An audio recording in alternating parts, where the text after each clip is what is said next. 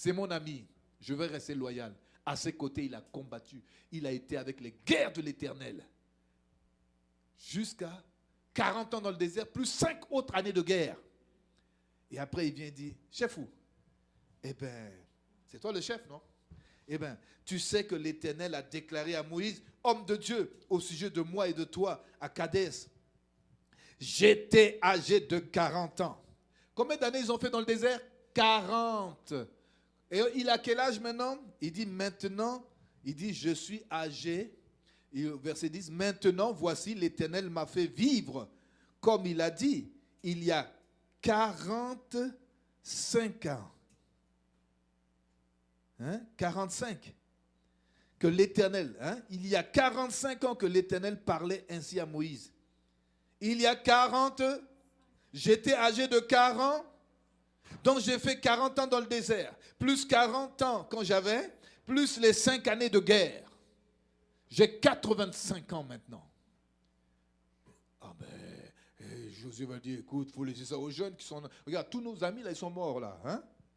Mais Josué était un conquérant comme lui, il dit, c'est toi qui étais à mes côtés pour mener tous ces jeunes là. Vous savez, on arrive à une époque où il faut mener les jeunes. Dieu m'a montré ça. Il faut mener les jeunes qui n'ont pas connu le réveil que certains comme nous, on a connu dans les années 80.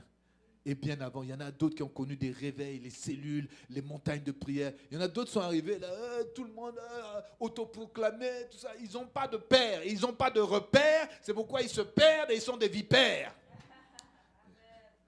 Est-ce que vous voulez que je répète? Ils n'ont pas de père. Alors, ils n'ont pas de repère. C'est pourquoi ils se perdent. Parce qu'ils sont devenus aussi dans l'œuvre de Dieu des vipères.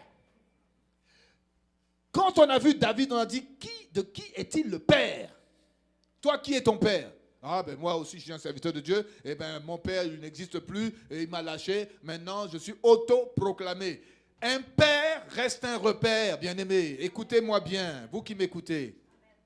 J'ai connu des pères qui s'appellent Ngarasso, des pères qui s'appellent Yerima, des mères même qui sont encore en vie par la grâce de Dieu qui s'appellent Maman Léon Bandabafio. J'ai connu des pères et des mères qui m'ont encadré dans la prière, qui m'ont montré le ministère, qui m'ont montré comment sillonner la forêt équatoriale et faire face à tout ce qu'on appelle les ndonga, les foudres et toutes ces choses. C'est vrai, c'est du passé, mais ils m'ont formé.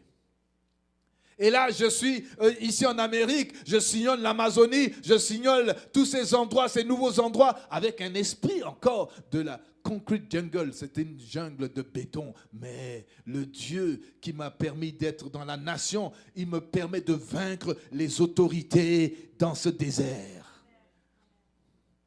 Amen. Alléluia. Quelqu'un dit un père, reste un repère.